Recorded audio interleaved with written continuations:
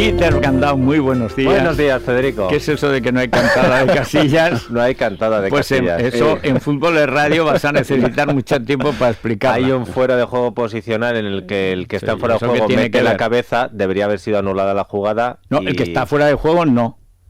Vamos. El que está fuera de juego puede a lo mejor interrumpir al portero y tal. Vamos. El que entra de atrás y mete el gol no puede estar en fuera de juego porque el entra que de mete atrás. El gol no está en fuera de juego. Y es el que llevaba el balón. El que está en fuera de juego posicional actúa y desconcerta un poco al gran portero del Oporto. El gran portero del Oporto está estupendamente allí. Eso es la parte mejor de todo lo que has dicho.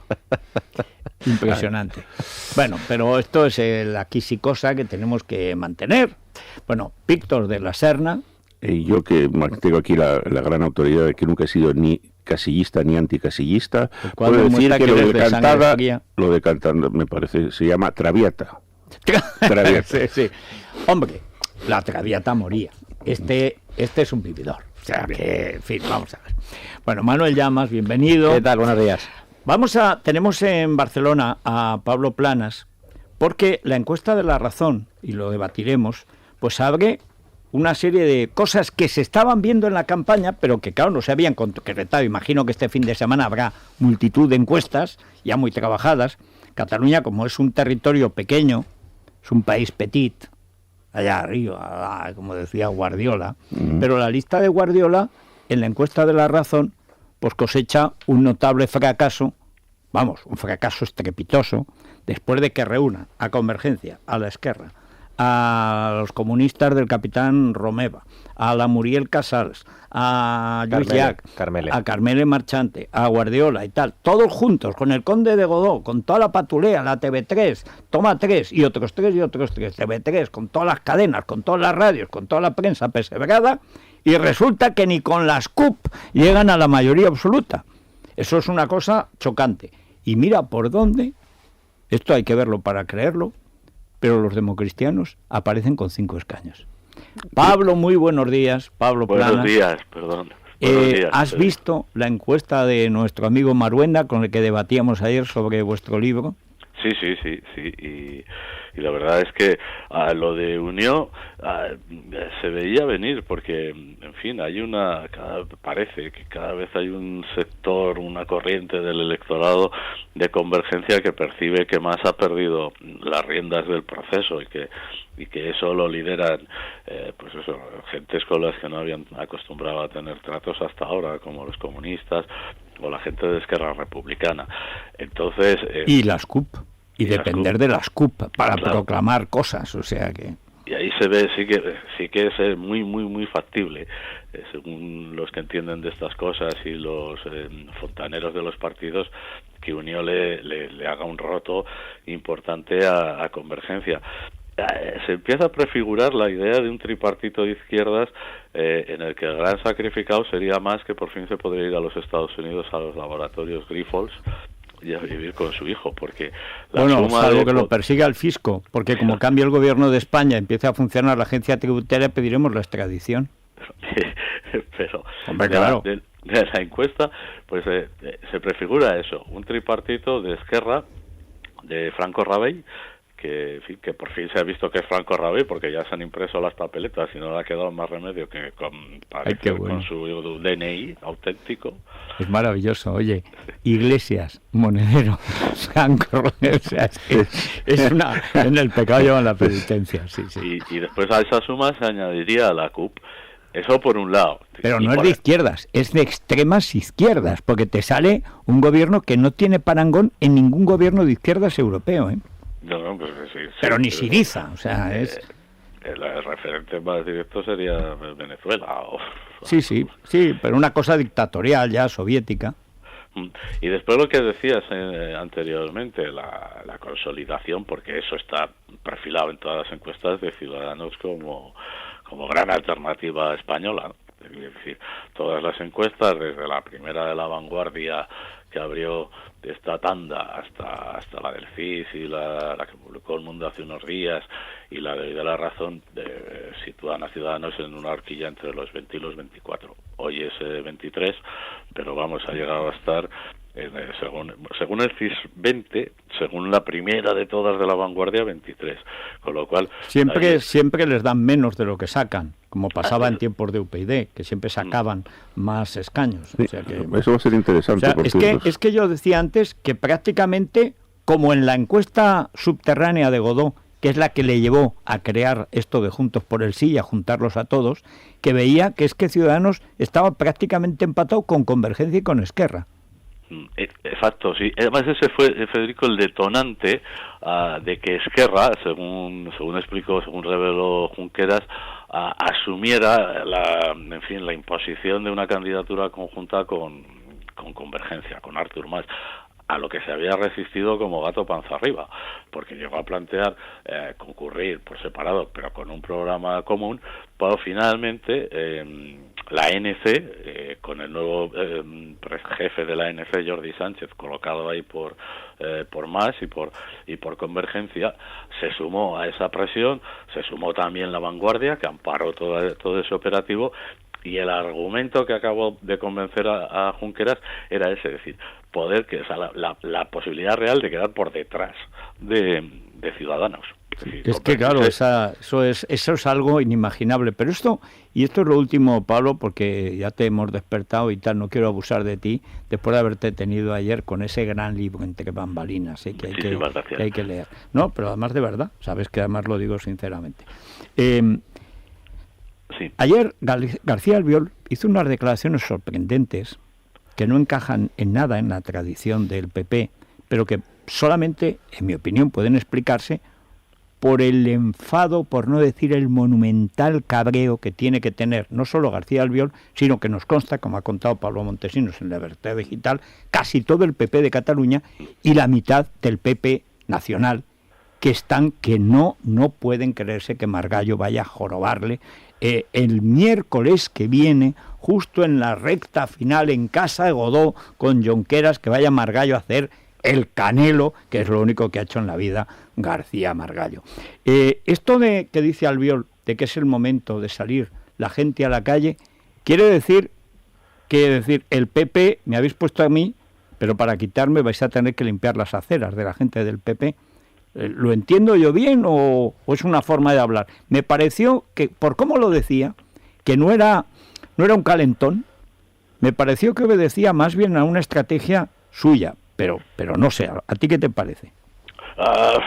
Creo que intenta sobresalir porque de alguna manera, porque claro, le han tapado la campaña absolutamente. Es una apelación a salir a la calle, dice imitando a nuestros adversarios, a nuestros rivales, que pues dices, bueno, a buenas horas. En fin, esta gente lleva en la calle desde hace 30 años y al PP ni al PSOE se les ha visto en Cataluña hasta hace 4 días, ¿no? Hasta nada.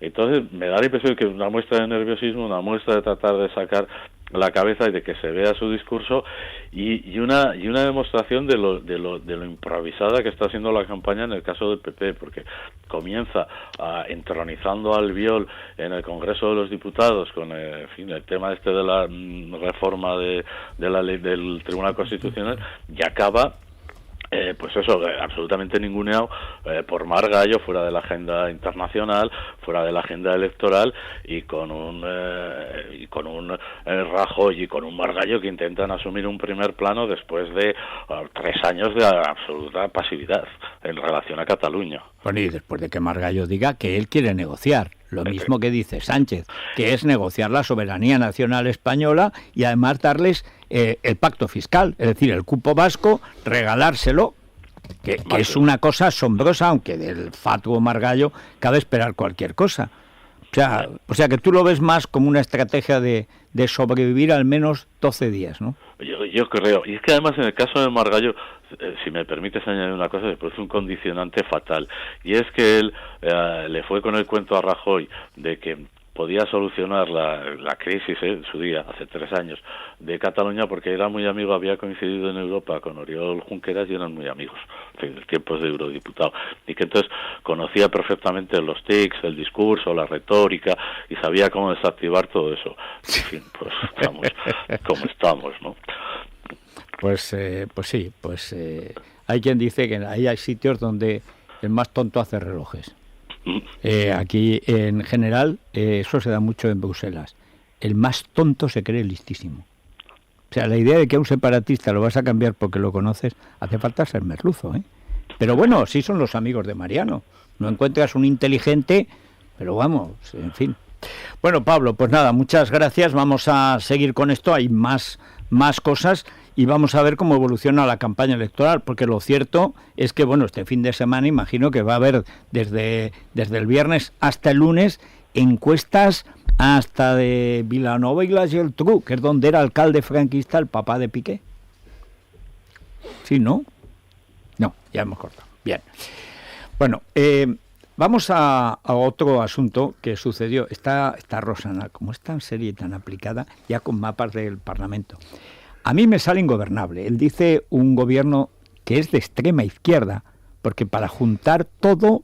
Y sobre todo en el momento en el que tendrías que formar ese gobierno, que sería entrando en la campaña de las generales. Sí, y entonces señor. Va a llegar Podemos y va a formar una alianza con Esquerra y con las CUP, que no, esto de cara a las generales es la mejor presentación que puedes hacer en toda España. Vamos, en Guadalajara y en Cádiz esto va a tener un éxito notable. Sí, pero cuidado porque en Valencia lo han hecho, en Baleares lo han hecho, en Navarra con la ETA, en el País Vasco van a ello. Bueno, pues pero ahí están sus encuestas, ¿no? Bueno, es que esa es la cosa. Claro. Es decir, una de las cosas más llamativas es que la primera encuesta que yo vi, las dos primeras, Podemos estaba un poco por encima de Ciudadanos. Y aquí está 7 escaños abajo. Y en las generales, lo que se está viendo de la tendencia del Partido Popular, que sube un poco, el PSOE que no termina de despegar, Ciudadanos parece que ha tocado suelo y vuelve a rebotar otra vez, pero el que sigue en caída libre es el partido de Pablo Iglesias. Y si tú te vas a presentar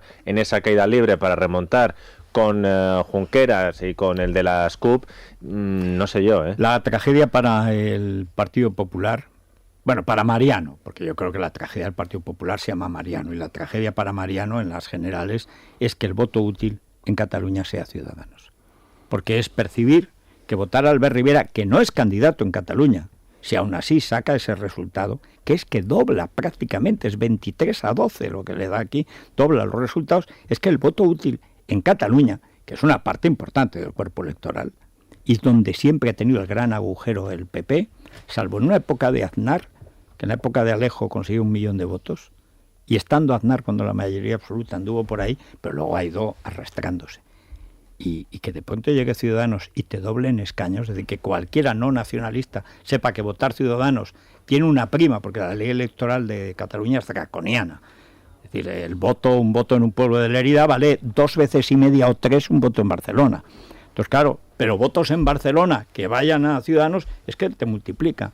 O sea que yo creo que para el PP presentarse en las generales con Albert Rivera como no complemento ya, sino alternativa, es lo peor que le puede pasar al PP. Porque es que además ya no hay elecciones en medio. Pasas ya directamente las catalanas y las generales. O sea que, bueno. Bueno, hablabas antes de Bruselas, y si hay alguien que conoce Bruselas y tiene experiencia en negociaciones en Bruselas, es la invitada que vamos a recibir en unos instantes, la ministra de Agricultura, Isabel García Tejerina, con muchos asuntos sobre la mesa, pero sobre todo el precio de la leche, sobre el que se ha escrito y se ha comentado también mucho en Libertad Digital. Y bueno, Manuel Llamas conoce Manuel, antes de que llegue, porque los ministros, es verdad que Isabel García Tejerina, tenemos a Víctor de la Serna con nosotros también, que además es agricultor. Sí, sí. El representante del agro en esta tertulia desde siempre. Del agro, pero de Asaja, de jóvenes agricultores. Sí. No, pero de verdad. Y además en una zona batida por la incompetencia política, como es Castilla-La Mancha.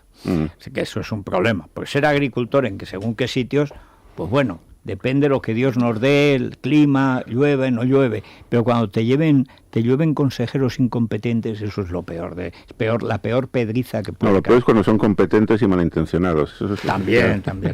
Bueno, pero Manolo, la guerra de la leche, que luego vamos a hablar, que ha tenido muchos avatares, la última noticia que hemos dado esta mañana es que la gente del agro, de la leche, digamos, los vaqueros, hubieran dicho en la Edad Media de Galicia, habían levantado ya las protestas, el boicot que había, porque había un principio de acuerdo.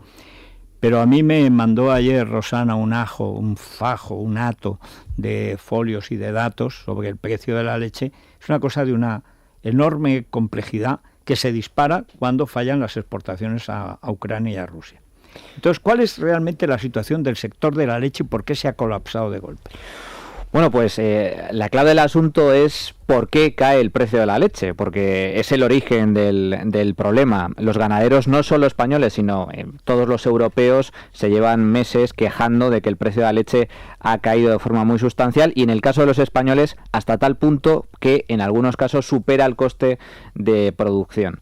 ¿Cuál es la clave? ¿Por qué ha caído el precio de la leche? Yo creo que es la clave de todo el asunto. Pues básicamente por 3 factores. El primero, el veto comercial o la guerra comercial que existe entre la Unión Europea y Rusia a raíz del conflicto de Ucrania. Esto lleva sucediendo desde hace meses y Europa tiene prohibido por parte de Rusia exportar productos agrícolas y también leche pues a Rusia, ¿no? ¿Y cuál es el problema? Pues que Rusia era el primer destino de las exportaciones lácteas de la Unión Europea, nuestro principal cliente, representaba casi el 32% de las exportaciones de queso y el 24% de mantequilla. Segundo factor importante, la débil demanda procedente de China. China está en una ralentización económica muy sustancial, eso significa que ha reducido sus importaciones y entre otros factores y entre otras materias primas también la leche. ¿Cuál es el problema? Pues que si Rusia era el principal cliente de leche europea, China es el mayor importador de leche a nivel mundial y sobre todo de leche en polvo. Tercer factor, exceso de oferta. Resulta que toda esta caída de la demanda, por un lado, ha coincidido con que se han eliminado las cuotas lácteas en la Unión Europea. Eso ha facilitado el aumento de la producción de leche en Europa, casi un 1% más en el primer semestre de este año, pero es que además Estados Unidos también ha aumentado su producción un 1,6%, Nueva Zelanda, que es el mayor productor de leche del mundo, ha aumentado su producción un 1%, y Australia, que es también otro importante productor, un 2,5%. Resultado, más oferta de leche, menos demanda, caen los precios. Claro. ¿Hasta qué punto han caído los precios? Pues ahora mismo rondan en el mercado internacional los 0,30 dólares por litro, y los ganaderos españoles se quejan de que su coste de producción en algunos casos llega a los 0,34 céntimos. Problema: hay pérdidas. Hay muchas explotaciones ganaderas en España que sufren pérdidas. ¿Qué es lo que piden los ganaderos desde entonces? Básicamente 3 medidas. Por un lado, algunos piden la reintroducción de cuotas lácteas y que sean subvencionados por la Unión Europea para mantenerse a flote. Otros, que es donde se ha centrado el debate, es aumentar los precios mínimos, intervenir el precio de la leche y que el gobierno determine, oiga, menos de esto no se puede vender, ustedes tienen que comprar a este precio como mínimo, algo que prohíbe la regulación europea. Y el ala más radical, por así decirlo, de los ganaderos, lo que dicen es, bueno, que se prohíba vender la leche a menos de 0,60 céntimos el cartón. O sea, en los supermercados. Esto significa casi triplicar el precio de la leche en algunas marcas, sobre todo las marcas blancas. ¿Qué proponen las autoridades, tanto la Unión Europea como el gobierno español? Por un lado, la Comisión Europea ha propuesto subvenciones, 500 millones de euros, pero en el contexto de que hay una guerra comercial con Rusia, se han dado subvenciones a muchos agricultores para paliar las pérdidas derivadas de la reducción de las exportaciones al mercado ruso y se pretende aumentar estas ayudas a los ganaderos. ¿Cuánto? 500 millones de euros. De esa cantidad, a los ganaderos españoles le correspondería aproximadamente unos 28 millones de euros en subvenciones. Segunda medida, esta ya parte del gobierno español, la que ha propuesto la ministra de Agricultura, una subvención de 300 euros por vaca a las explotaciones ganaderas, con el fin de beneficiar a entre 2.500 y 3.000 explotaciones. Y el tercer punto, el gobierno también ha intermediado entre la industria, los distribuidores por un lado y los ganaderos para que alcancen algún tipo de acuerdo con el fin de elevar un poco el precio de la leche. Y el problema de fondo, aparte del tema del precio, de cuánto se vende el precio de la leche, es un problema también de costes.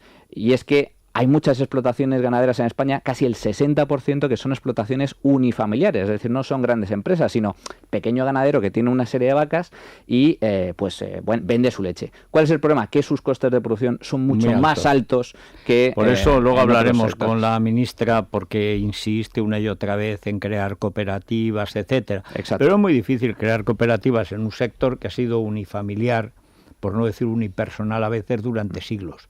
Es muy difícil. Hombre, tú puedes llegar a acuerdos mediante pactos de precios, pero la experiencia demuestra, como demuestra que siguen siendo explotaciones familiares, que la estructura de producción no cambia fácilmente. Bueno, no solo en España, en general, ¿eh? Pero claro, es que ahí la PAC se creó precisamente para comprar los votos agrarios en Alemania y en Francia. Y seguimos con eso. La agricultura europea no funciona según el mercado, sino según la subvención. Y así funciona desde los años 50 y en España desde los 80. Y es un problema verdaderamente muy difícil de resolver, porque estamos muy fuera de la realidad económica y siempre viviendo eso. ¿Qué es lo que subvenciona este año? Eso voy a cultivar. Claro. Yo he visto quemarse los girasoles en mi pueblo a 1.500 metros de altitud, el girasol en los Montes Universales, porque lo pagaba eso, y dice, ¿para qué lo vas a recoger? Y de todas maneras, lo que queremos es sembrarlo, tenemos la foto, nos dan la subvención, que lo queme la nieve, y por supuesto la nieve lo quemaba.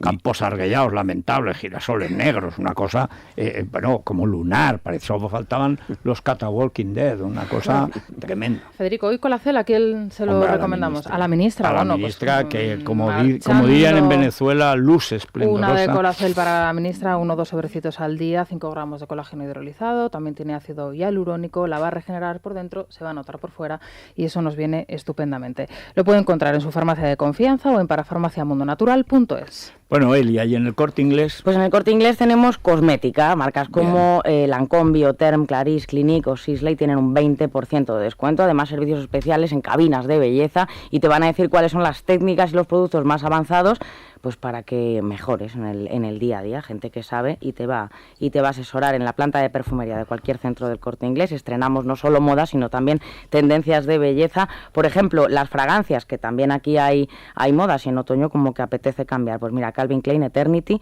la fragancia de 100 mililitros, antes 98,60, ahora 59,50. Pues muy bien. En @labanana de FJL pueden dejar las preguntas para la ministra Tejerina, hoy con el hashtag Tejerina con Federico. Pues ya, vamos ya. Es la mañana de Federico, con Federico Jiménez Los Santos. Bueno, seguimos ya. ¿Cómo está el tiempo? Pues el tiempo está que el temporal mengua, que ya no hay temporal. Quedarán hoy algunos restos de tormentas por el Cantábrico, algún chubasquillo suelto y las temperaturas, eso sí, fresquitas. Ahora en Madrid 10 grados, llegaremos a 21, bueno, según las zonas, 20, 22, según las partes de la comunidad o incluso los barrios de la capital. La máxima Murcia, pero solo 30 grados, y la mínima 6 grados en Ávila.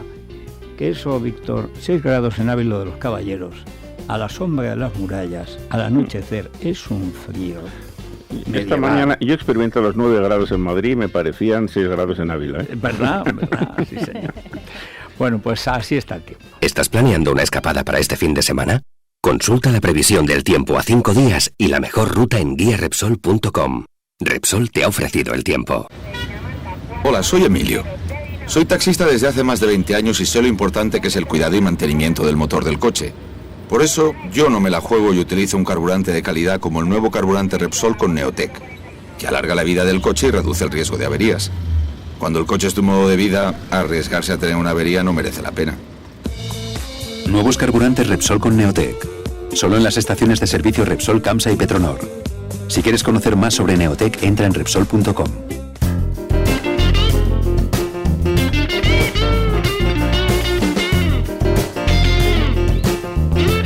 Bueno, vamos a ver cómo está el parqué, pero antes, como siempre, el que quiera ser abogado internacional, Luis Fernando, pues tiene ISDE.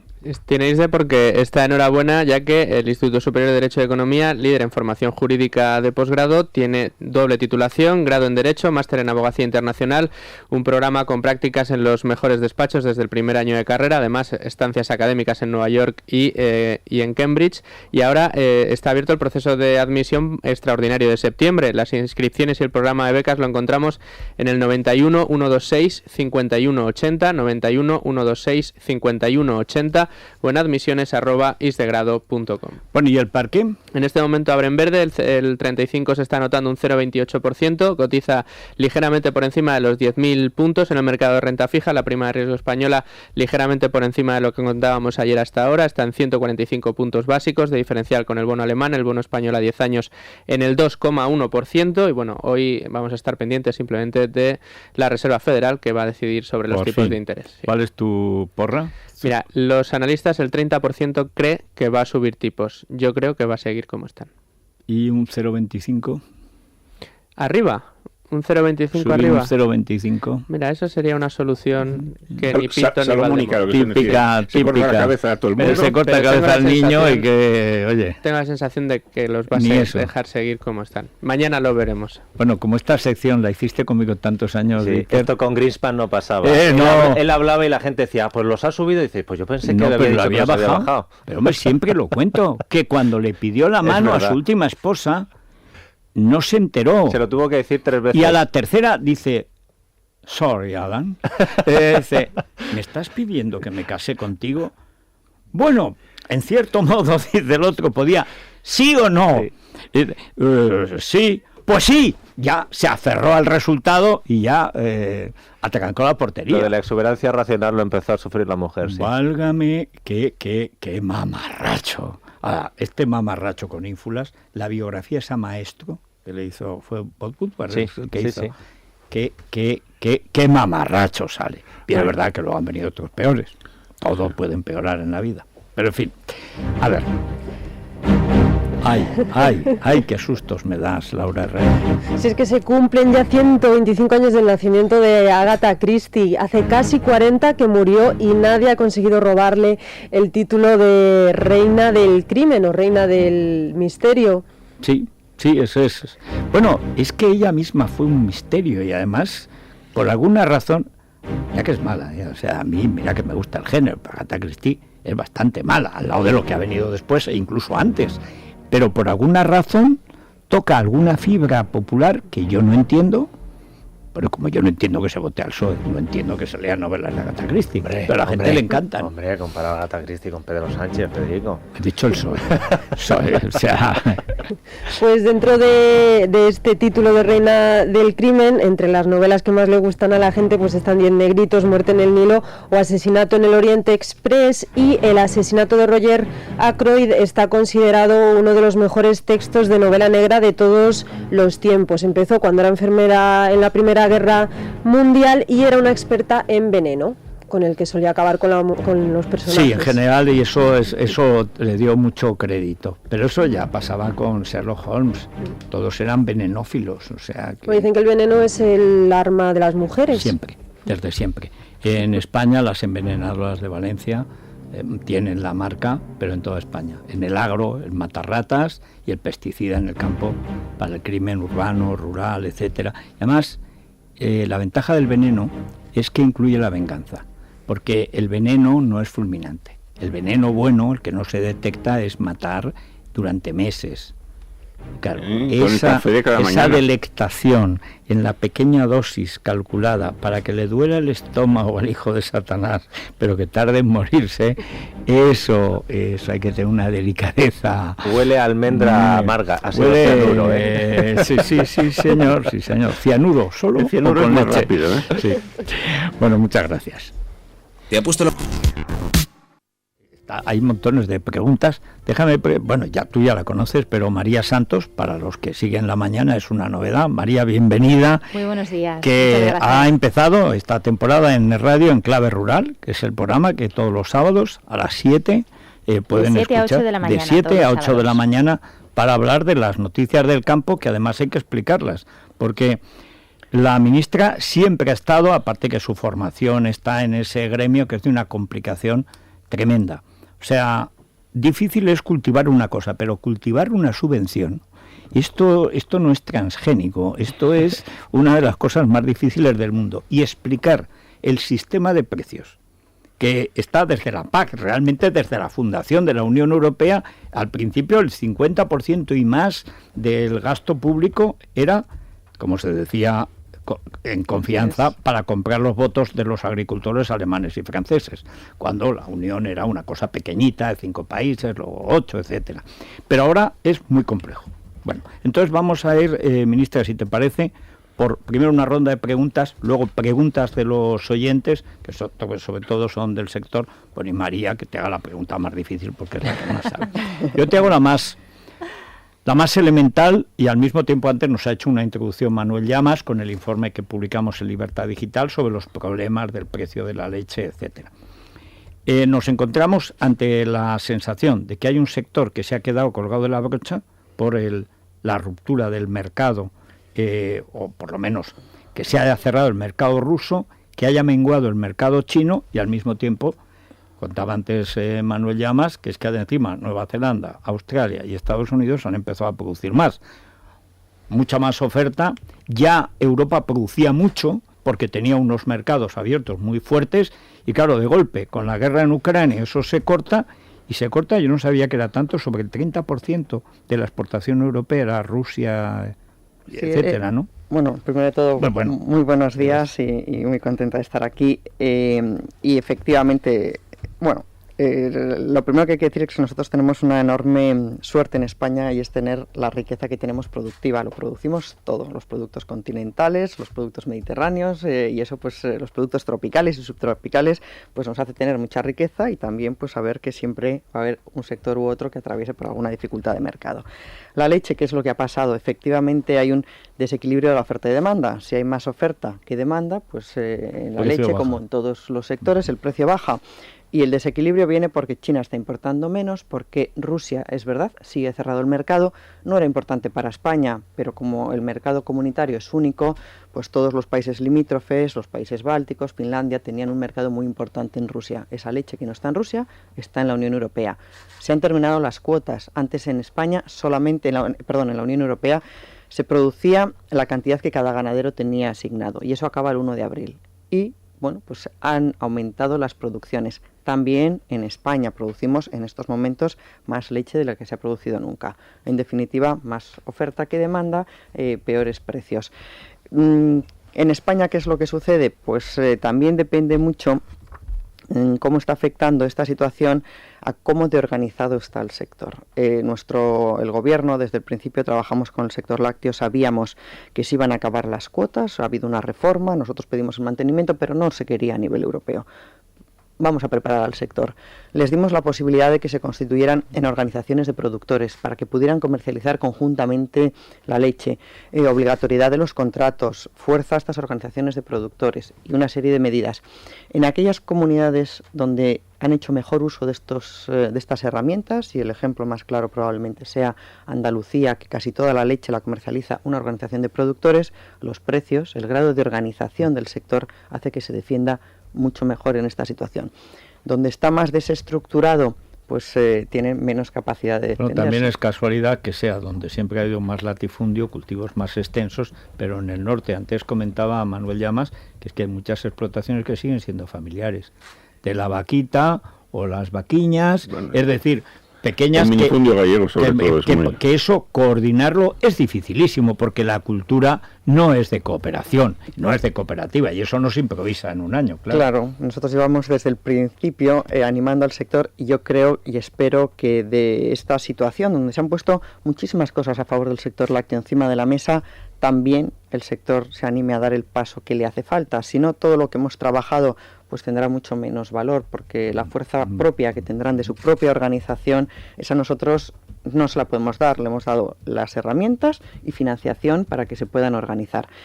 Por lo demás, bueno, pues ¿qué es lo que ha hecho el gobierno? Yo me comprometí a hacer todo lo que yo pudiera para lo que fuera legalmente posible. Mucho tiempo me han estado pidiendo parte del sector que fijara un precio mínimo que interviniera en el mercado, y eso es contrario a las normas de competencia españolas, es contrario a las normas de competencia de la Unión Europea. Era imposible. Pero yo sí que dije, todo lo que sea legalmente posible yo lo voy a hacer. Hemos trabajado pues con el sector.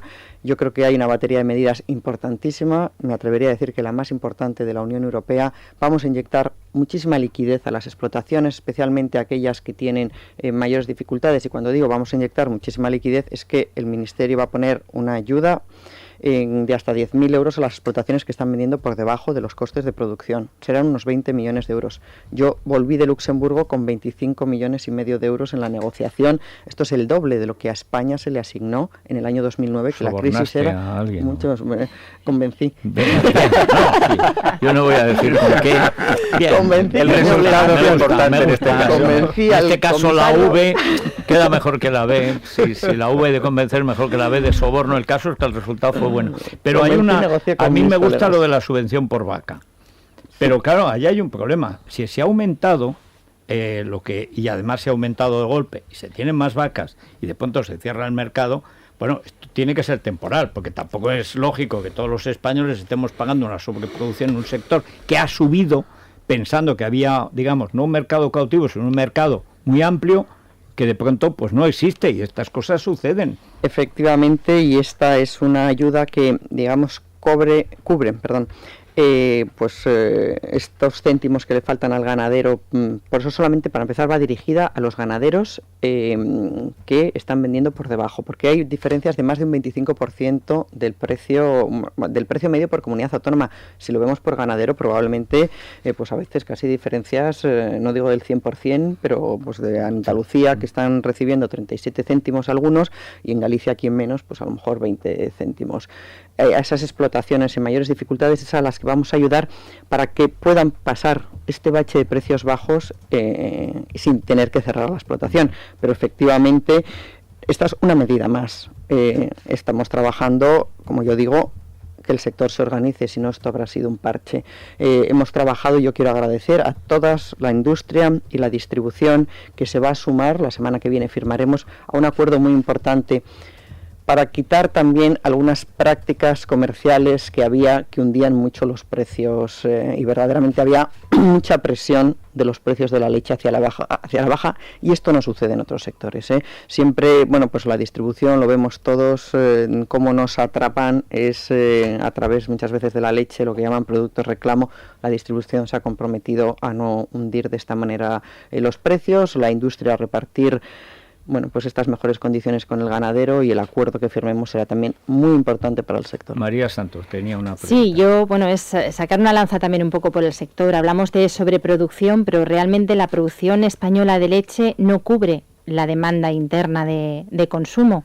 Nosotros tenemos que importar leche de Francia y de otros países que son excedentarios. Todos los bienes que importamos también. España es un país importador. Sí, pero cuando muchas veces planteamos... Agrícolamente exportamos. Un país importador, somos un país muy exportador. Yo creo que ya quisiéramos exportar en todo como en la agricultura. Como me he zampado todos los números de tu ministerio, yo no sabía que iba tan bien que exportamos tanto la agricultura. De hecho, esta crisis de precios no ha afectado solamente a la leche. Aquí en España quizás sea el sector que más se ha resentido, pero el veto ruso ha afectado también al porcino, ha afectado también a las frutas y hortalizas.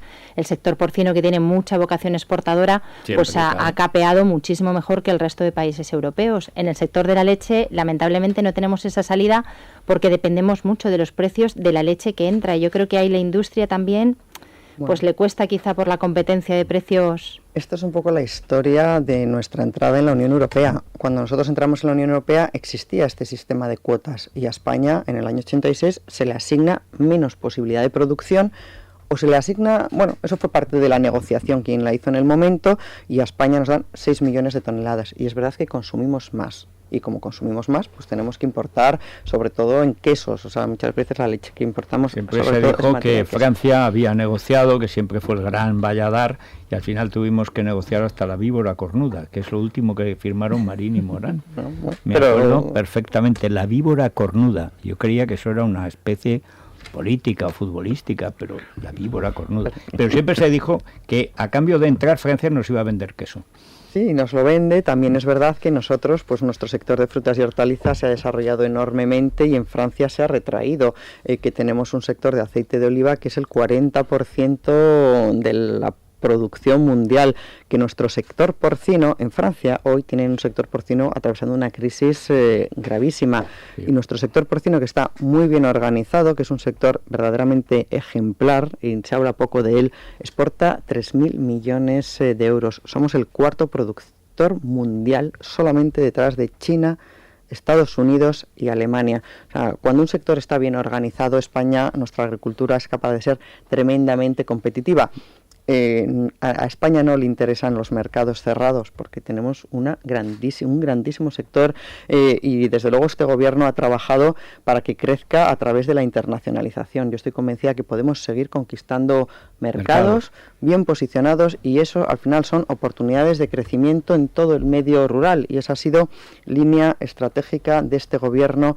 Hemos incrementado pues más de un 25% las exportaciones del sector agroalimentario entre el año 2011 y actualmente, y este año yo creo que volveremos a bater nuestros propios récords, y además con una balanza comercial positiva, que eso pues sanea las cuentas del conjunto. Debo decir, de España. a mí me ha sorprendido, es verdad que ya se sabía que desde la agricultura intensiva pues había zonas que ya son populares, hasta una serie van a hacer ahora, la del mar de plástico, en los cultivos intensivos de Almería, pero eso, o Huelva, la fresa en Huelva, etcétera, pero eso se ha producido en Aragón, se está produciendo también, prácticamente en toda España.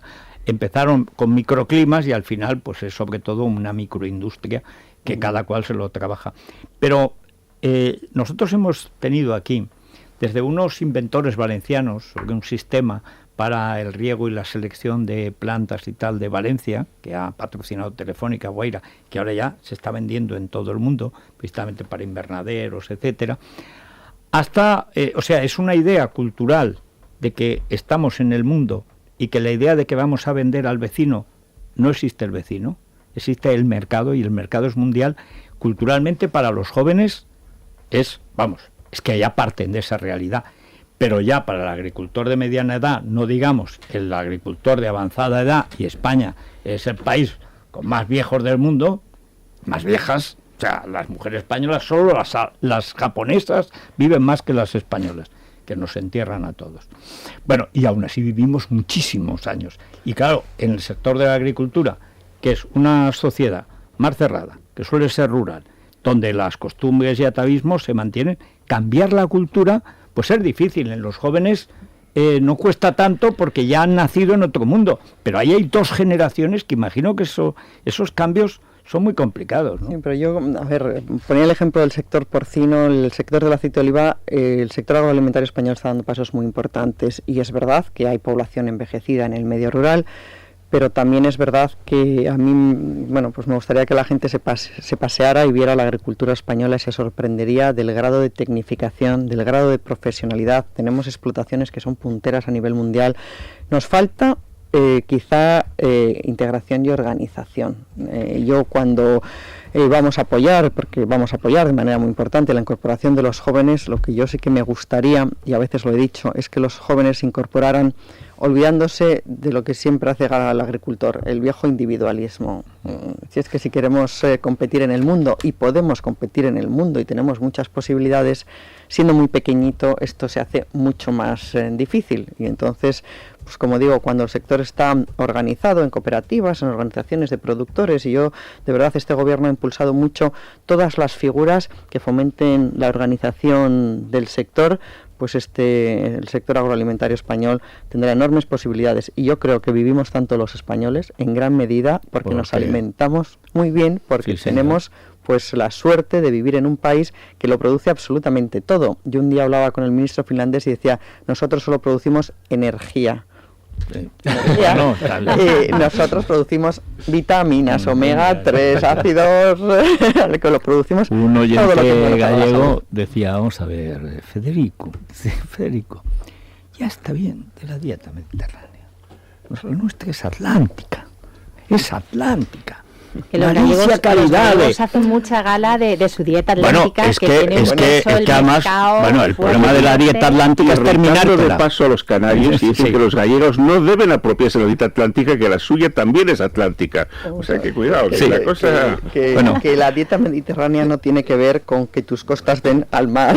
Pero la gente ya sabes cómo es. Tiene que ver con que en el Valle de Líbana tenemos olivos, a ver si se acuerda la gente de esas cosas. Sí. Bueno, Víctor, pregúntale alguna cosa. Una cosa un poco... Oye, esta entrevista está siendo demasiado cómoda. Está la ministra ganando 9-0 por incomparecencia al adversario. Hazle alguna pregunta difícil. Vamos a ver, la semana pasada un sector importante en España, en el cual yo soy actor mínimo, ínfimo, pero soy viticultor, para hablar de sobreproducción el vino. En España producimos todos los años 5 veces el consumo nacional de vino, 5 veces. La semana pasada una huelga de una semana de los viticultores de una denominación de origen no muy grande, pero muy importante, que es Valdepeñas. Es muy importante porque es la única de Castilla-La Mancha, produce la mitad del vino de España, y la única denominación en Castilla-La Mancha que casi todo el vino va embotellado y por tanto tiene algo de valor añadido. Sí, y no se vende el granel español arruinado, ruinoso a 30 céntimos el litro. Pero hay una huelga porque han caído tanto los precios que dicen que ya no cubren, que lo que le pagan las bodegas, etcétera. Pero han caído tanto los precios porque la producción española ha aumentado de una manera terrorífica y demostrado, por cierto, una de las peores políticas de la Unión Europea que yo conozco. En España hemos perdido como la cuarta parte del viñedo que teníamos desde el año 90, 300.000 hectáreas, menos. Pero en 2013 hemos batido el récord histórico de producción y nos hemos convertido por única vez en nuestra historia en el mayor productor del mundo. ¿Cómo se produce tanto con mucha menos superficie? Pues tecnificando una cosa que no se puede tecnificar más que hasta cierto punto, que es la producción. Y además con la colaboración de la Administración. En Castilla-La Mancha, un consejo regulador de Valdepeñas, por ejemplo, tiene su reglamento que pueden sacar de cada hectárea de uva tinta 9.000 kilos. Y la consejería dice que se puede sacar 35.000, con lo cual saca mucha cantidad, mucha peor calidad. Ahora entiendo por qué no hay agua, por qué el agua del Tajo es tan escasa para Levante, ¿no? Porque de algún sitio tiene que salir tanto. Bueno, ahora hay riego por goteo en una superficie muy importante de la viña en Castilla-La Mancha que no tenía nada hace unos años, ¿no? Pues hemos llegado a esta situación a que hemos llegado, en los mercados hemos pasado fatal, tenemos el vino más, hemos vuelto a superar por abajo a Sudáfrica como el vino más barato del mundo en precio medio en los mercados internacionales, y nos hemos encontrado esta situación tremenda en Valdepeñas, que solo se ha parado porque los viticultores perdían la cosecha. Entonces han vuelto, sin haber llegado a un acuerdo definitivo con los dos grandes productores, Solís y García Carrión, a sacar lo que quedaba del campo, supongo que en peor calidad que una semana antes. Pero bueno, lo que pasa, ¿cómo se va a encarar, cómo podemos embridar un sector del vino español dedicado a la superproducción de vinos hiperbaratos? A ver, el vino, que es otro de los grandes sectores y también de los que contribuye mucho a la balanza de pagos, y efectivamente yo estoy segura que tenemos potencial de contribuir más porque cada vez iremos vendiendo mejor. Ha sucedido un problema puntual en una denominación de origen que pertenece a la comunidad autónoma, con lo cual aquí el gobierno no tiene ninguna capacidad de intervenir. Las denominaciones de origen, si se circunscriben el ámbito geográfico a una comunidad autónoma, están reguladas y controladas. -3. Sí, efectivamente. Pero ¿qué es lo que...?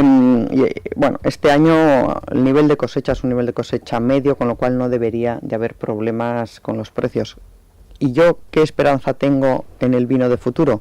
Yo hablaba del sector que tiene que estar organizado. Pues una de las cosas importantes que conseguimos el año pasado es que por fin en España haya una interprofesional del vino. No existía, no puede ser el país que tiene la mayor superficie, el tercer productor y un sector absolutamente tan desvertebrado. Hoy existe esta interprofesional. La interprofesional, para que la gente sepa lo que significa, es cuando se organiza y tienen representación suficiente los productores, o sea, los agricultores, viticultores, las bodegas, toda la cadena. ¿Y qué pueden hacer? Pues como están organizados, cobrar a todo el mundo un poquito de dinero para hacer actuaciones en conjunto. Y ya eso está en funcionamiento. Yo creo que en breve la interprofesional nos presentará al Ministerio proyectos de promoción, porque el objetivo es recuperar consumo en España. Es que el consumo nacional se ha contraído muchísimo en los últimos años. Pero ya están organizados y ya tienen objetivos comunes, y es yo creo que es la primera condición para que el sector empiece a funcionar. A lo mejor puedes convencer al ministro de Sanidad de que en la radio podamos anunciar vino. Bueno, pues creo que una de las líneas en las que van a trabajar es asociar el vino a un alimento y no a una bebida. El vino, según la ley del vino, de que protegió Miguel Arias, el vino es un alimento, forma parte de la dieta mediterránea y está en la ley. Con lo cual después sale la señora Salgado y después la señora Mato y quieren meter unas leyes tremendas que asocian al vino con la drogadura, pues claro, es complicado, ¿no?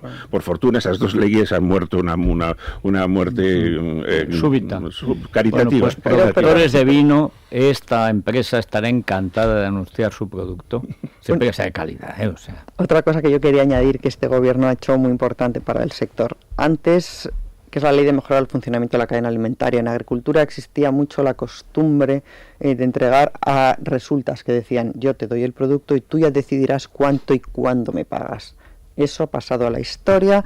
Hicimos una ley para mejorar el funcionamiento de la cadena alimentaria, es decir, las relaciones comerciales, y hoy los viticultores saben, y esto no pasaba hace 3 años, que tienen que vender con contrato y que antes de entregar la uva saben el precio. Tienen una seguridad y una cobertura que no tenían, y el Ministerio tiene una agencia de información y control además que vela por este cumplimiento, con lo cual hoy el viticultor está mucho más protegido sin ninguna duda de lo que estaba hace 3 años. Dieter.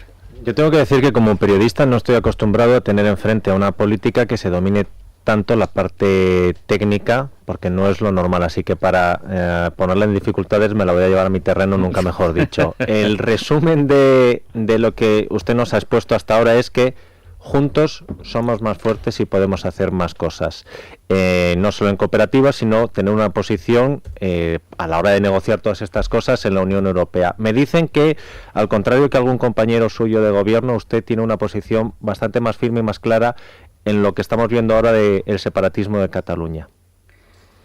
Bueno, yo es que dudo que haya nadie, niego la mayor, que nadie de algún gobierno del Partido Popular no tenga como máxima la defensa y la garantía de la unidad de España. La diferencia es cómo se defiende. Margallo. Bueno, eso es algo que dijo que no va a volver a decir, lo llevan como si fuera el candidato este miércoles a la televisión de Godó contra Junqueras, contra o a favor. Bueno, en estos momentos, he de decir, porque hay noticia y puede ser de la noticia del día, desde el Partido Popular de Cataluña se está dando a entender la posibilidad, o dejando entrever la posibilidad de que se suspenda definitivamente ese cara a cara. Hay que decir que no lo confirman ni desde Moncloa ni desde el Partido Popular, pero tampoco lo niegan.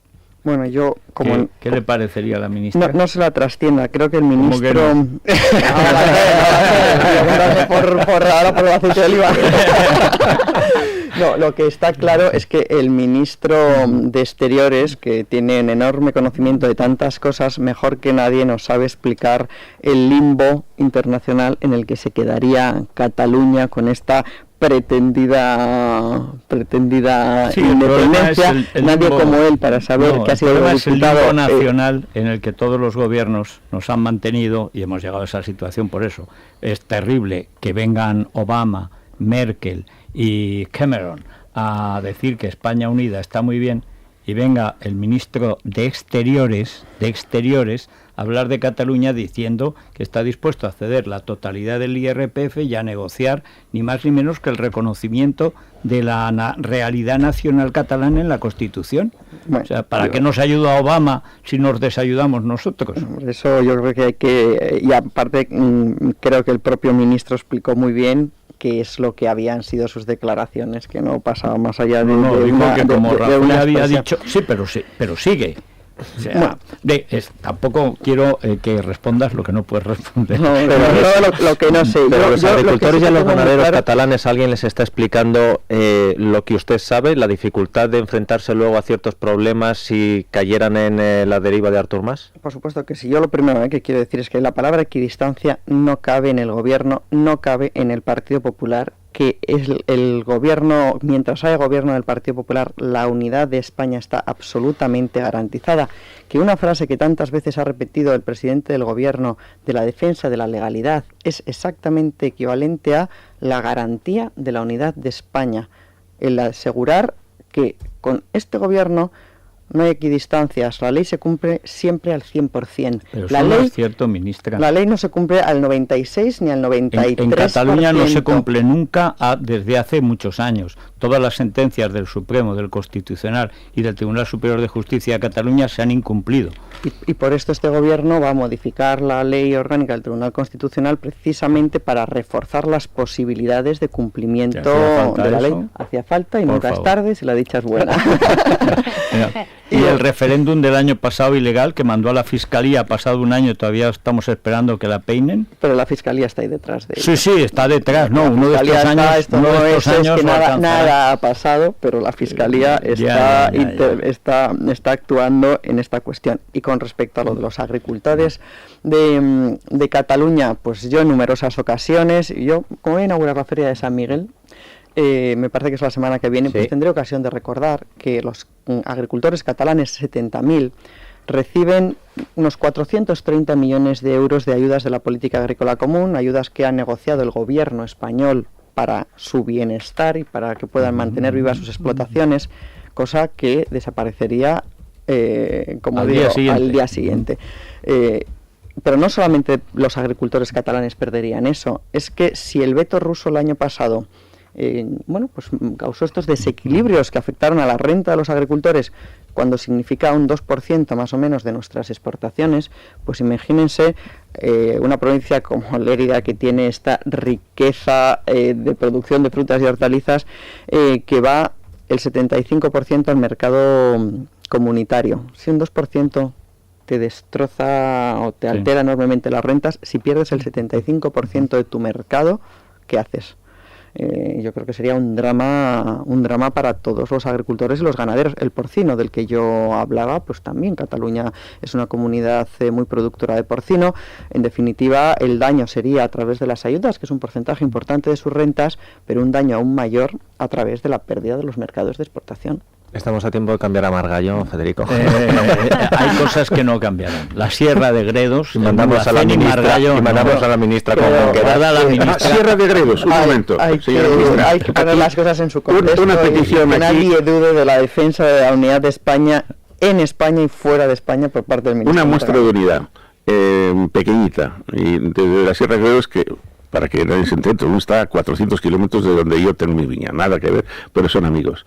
Espero que el Ministerio acoja con simpatía la petición de viticultores de las 3 provincias que conviven en la Sierra de Gredos, que son Madrid, Toledo y Ávila, para crear una denominación de origen Sierra de Gredos supracomunitaria, y se aproveche el enorme tirón internacional que está teniendo desde hace un par de años los vinos de Gredos, cuya recuperación es un fenómeno histórico en España, y necesitan esa denominación en vez de perderse entre denominaciones distintas, etcétera. ¿Qué va a pasar con eso? Estaremos encantados de que así sea.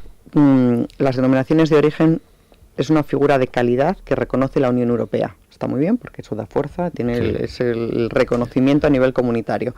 Y bueno, pues yo no sé exactamente si hay una petición formal. Están ahora formándola y va desde Guisando, que coge un poquito de la Comunidad de Madrid, hasta Gavilanes, que es provincia de Ávila. Estaremos encantados de ayudarles, pero yo no sé si formalmente ya lo han solicitado al Ministerio. Es que son agricultores y esta cosa de la papeleo nos tiene un poco loco. Pero también estamos para ayudarles desde el Ministerio, porque efectivamente hay que hacer un papeleo y nosotros intermediamos, les ayudamos y ayudamos a defender su postura frente a la Comisión Europea, que es quien finalmente les dará el reconocimiento de denominación de origen. Bueno, ¿por dónde van Maite Loureiro, las preguntas a la ministra? Bueno, pues preguntas sobre todo por un asunto que ya ha abordado en parte en referencia solamente a Cataluña, pero también preguntan a nivel de todo el país por las ayudas a agricultores y ganaderos, también preguntan por los trasvases del agua y por el Toro de la Vega. Anda, Morena. Era para hacerle una pregunta a la ministra de Agricultura, que a ver si puede explicar cómo van a quedar los derechos de subvención a partir de la nueva reforma. Habitualmente suelo comprar una leche, no voy a hacer propaganda, que me cuesta 98 o 97 céntimos. Y el otro día la vi en un comercio a 82 céntimos. ¿Eso qué significa? ¿Que es agua lo que estamos tomando? ¿Que ha bajado? ¿Que hay exceso? Y es que me lo explique, por favor. Ministra, ¿qué opinión le merece la salvajada esta del Toro de la Vega? lo prohibiría. Aquí en Murcia, que la agricultura es prácticamente toda nuestra subsistencia y todo el levante español, el trasvase del Tajo prácticamente está liquidado, el trasvase del Ebro no existe ya prácticamente. ¿Qué es lo que piensan hacer con el agua aquí en el Levante? Bueno, hay muchos asuntos, ¿A cuál más complicado? Nos han superado los oyentes, pero vamos. Bueno, el Toro de la Vega está a favor, Mariló, pero yo que soy muy taurino estoy en contra. A mí los toros me gustan en la plaza y reglamentados. La Edad Media estaba muy bien para ganarle, para echar a los moros. Y con una oportunidad para el toro, por lo menos. Exactamente. Es que tú puedes matar al toro y el toro te puede matar a ti. Y si no, no es lidia, es otra cosa. A ver, contesto las cuatro preguntas. Venga. Bueno, ¿cómo van a quedar las ayudas de la PAC? Yo lo primero que tengo que decir es que este gobierno hizo una muy buena negociación de los presupuestos comunitarios hasta el año 2020. Y cuando digo una muy buena, sé lo que digo. Zapatero dijo, España no dejará de ser beneficiario neto, necesariamente pasaremos a ser contribuyentes netos. Pues una de las muchas cosas que ha pasado desapercibidas de este gobierno es que hasta el año 2020 España sigue siendo beneficiaria neto. Oye, ¿cómo se las arregla este gobierno para que todo lo que hace bien sea absolutamente desconocido por la gente? Así, bueno, pues solo puedo darle la razón. Esto por ejemplo, es verdad. Aprovecho y meto esta cuñita. No, claro, es que me acuerdo de la frase campanuda de Zapatero, que además lo repitió muchas veces, y hay que acostumbrarnos. También dijo que un gran negocio que habíamos hecho era comprar deuda griega. Sí, o sea, dijo cosas. Pero esto, por ejemplo, que es verdad que en ese sector siempre se ha negociado, estaba en la Secretaría General ya con Arias. Es decir, y es gente que conocía perfectamente el sector y ha estado trabajando, pero ese trabajo minucioso en la burocracia, que es muy ingrato, hombre, si luego no lo vendes con 3 o 4 titulares, pues... Pero fue la negociación del presidente, los presupuestos... No, si el mérito será el presidente y no contarlo también, supongo. Es que hay que avivar el plasma, supongo. Bueno, en eso estamos. Y... Yo quiero decir, en esta negociación de los presupuestos hasta el año 2020, además, son 7 años sabiendo que vamos a recibir más de la Unión Europea de lo que nos significan las políticas comunitarias. Y una parte muy importante, se negoció muy bien también las ayudas a la agricultura. Todo el mundo daba por perdido un 20, un 30% de los fondos. Pues negociamos 47.000 millones de euros para todo el periodo. 47.000 millones de euros son más de 8 billones de las antiguas pesetas, como los agricultores hablan en pesetas. Pero que lo vayan sabiendo. 10.000 no pasamos. Y mucha gente. ¿Y esto qué hace? Pues que hemos garantizado para este agricultor que van a seguir manteniendo... Hay algunos cambios, porque también hubo una reforma de la PAC, de las reglas, ¿no? Cómo se gestionan estas ayudas, pero en líneas generales, mantenimiento de las ayudas hasta el año 2020. Esto es una estabilidad importante para sus rentas y para que puedan acometer decisiones empresariales, sabiendo que una parte, en una actividad que está tan sometida a la climatología, a los mercados y demás, pero que una parte muy importante de sus rentas se la garantizó el gobierno en las negociaciones de la PAC y del presupuesto comunitario.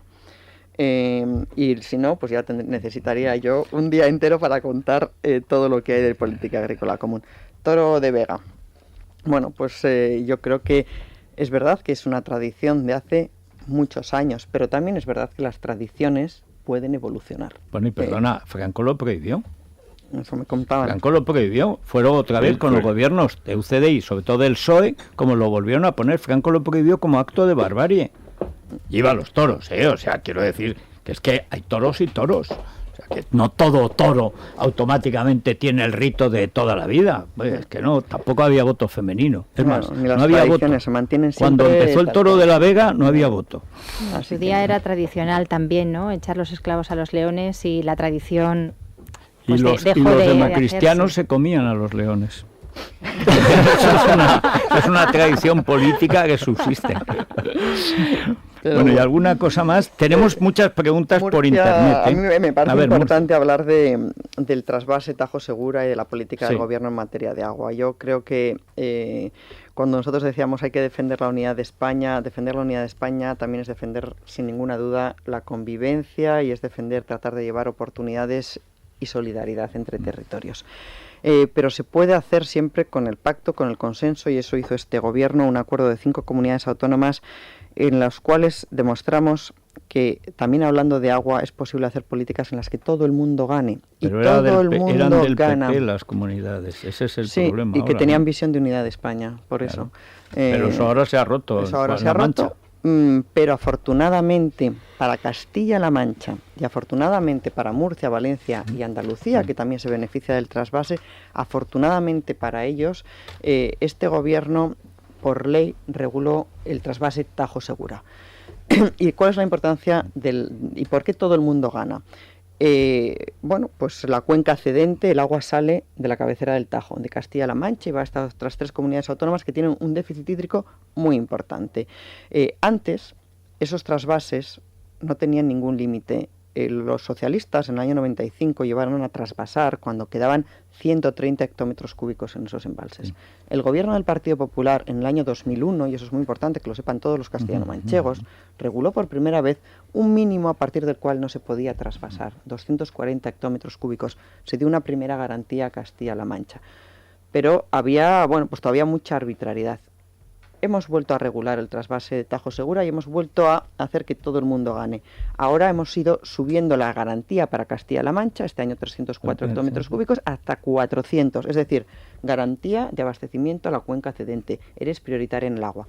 Pero Murcia, Valencia, Andalucía también ganan, porque antes estaban sometidos a la arbitrariedad de quien decidiera de te doy o no te doy, ya veré cuánto. Ahora hay unas reglas absolutamente fijadas, objetivas, que sencillamente se aplican. Hoy se acaba de, yo misma he tenido que firmar un trasvase de 10 hectómetros cúbicos porque, hay menos agua, hay que regular ese agua teniendo en cuenta que por encima de todo hay que garantizar el abastecimiento en los próximos meses de la propia población. Entonces, pero eso se hace con unas normas conocidas. Esto significa que Murcia no está sujeto a la arbitrariedad de alguien, que les da seguridad jurídica, garantías, reglas conocidas, certidumbre, y eso para Murcia es tremendamente importante, aparte de que luego el gobierno lo ha acompañado con unos decretos de sequía, con medidas excepcionales para buscar agua de otras partes. Pero como digo, si hay voluntad de unidad de España,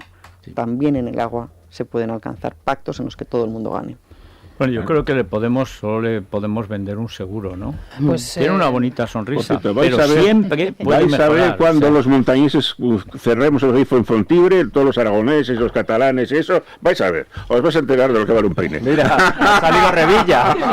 Ha salido Revilla aquí. A mí me pillas en el Centro Hidrográfico Nacional, porque en el monte del Tremedal, que es mi pueblo, de allí, de esos montes, nace el Tajo, porque es el río Gallo, de mi pueblo, y viene y allí, de esos montes, viene el Júcar y viene el Turia, el Guadalaviar, que también nace en mi pueblo porque somos generosos, creemos en la unidad de España hídrica y además forestal. O sea que conmigo puedes contar como montañés auténtico. Ahora es que nos sobra el agua, o sea, es una cosa tal. Bueno, pero Aegón es fundamental. Viene la campaña electoral. ¿Es verdad que vas a ser candidata por Valladolid? A ver, la única verdad que hay es que yo volví a trabajar con Miguel Arias en un momento que España necesitaba que todos pusiéramos lo mejor de nuestra parte para sacar el país adelante. España estaba hecho unos zorros, literalmente, que no nos olvidemos. Madrid no ganaba la Liga, pero vas a ser candidata. 2011, y por eso sí voy a llegar ahí. Voy a llegar ahí. Y yo creía, y yo soy patriota, me gusta, quiero mi país, y creo que todos... Y no solamente se puede hacer desde estos puestos de trabajo, y también desde el sector privado se puede ayudar a España. Y yo, vine a echar una mano, como tantos otros, que dejamos posiciones muy cómodas en el sector privado, y vinimos a echar una mano, a levantar el país que se está levantando. Yo creo, como cree mucha gente, que la tarea está inacabada, que, entre otras cosas, España puede llegar muy alto, y que sería una pena retroceder. Y desde este punto de vista, sí, como creo también de corazón que la única manera de ayudar de verdad a España es a través del Partido Popular. Todo lo demás ya hemos visto lo que es, lo conocemos, los importantes retrocesos que sufre España cuando no gobierna el Partido Popular. Pues si el Partido Popular entiende que yo le puedo ser de utilidad, y el presidente del gobierno así lo dispone, y en Castilla y León sobre todo es importante que en tu propia tierra te quieran, pues yo estaré a donde me quieran situar y yo entienda que eso sirva para seguir ayudando a España, que solamente hay un camino, que es a través de los gobiernos del Partido Popular. Bueno, pues yo creo que sí, o sea que la vamos a ver y entonces ya te volveremos a entrevistar, etcétera. Bueno, pues con más de 30.000 médicos a su disposición no va a tener ningún problema. Si tiene algún problemilla de salud, 30.000 médicos, más de 30.000 médicos luego sale a su una disposición. dentadura como la de Rubalcaba, por ejemplo, y claro, pierdes votos. Y solo pues con Aegon no pasa. Por 39,95 euros al mes, sin copago, sin esos recibos a final de mes que tanto nos enfada, ¿verdad?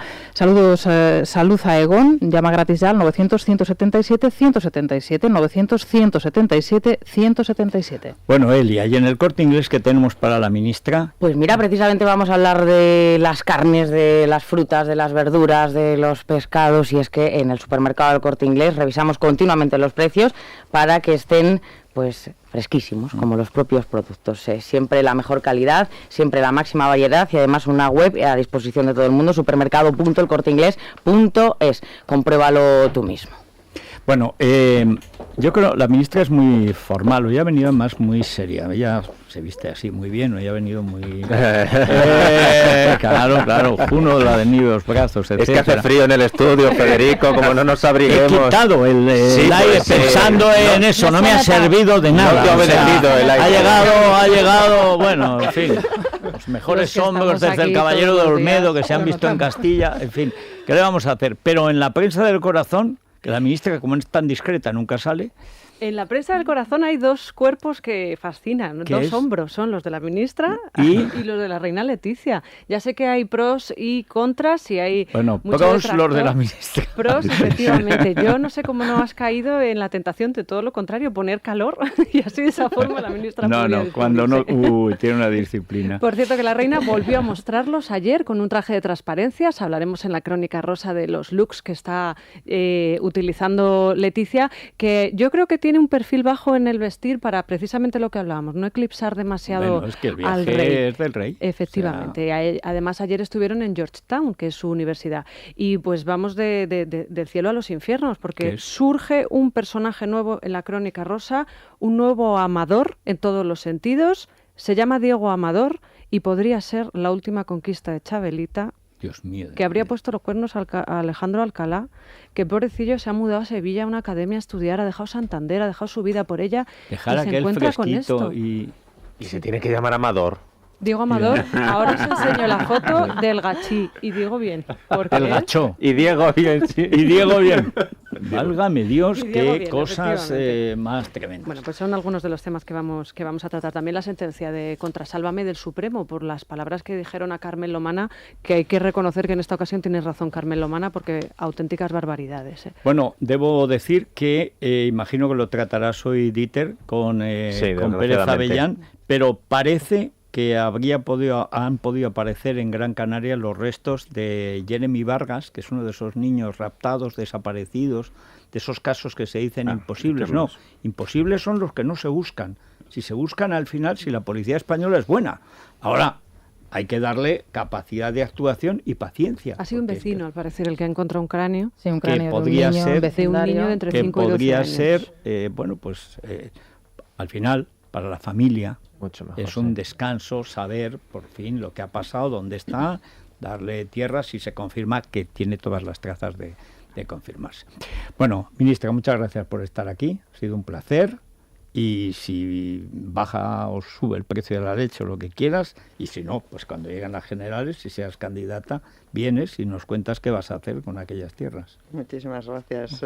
Donde esté, siempre ayudar a mi país. Bueno. Es una suerte que nuestro país sea el suyo. Bueno, vamos a las noticias. Muchísimas gracias.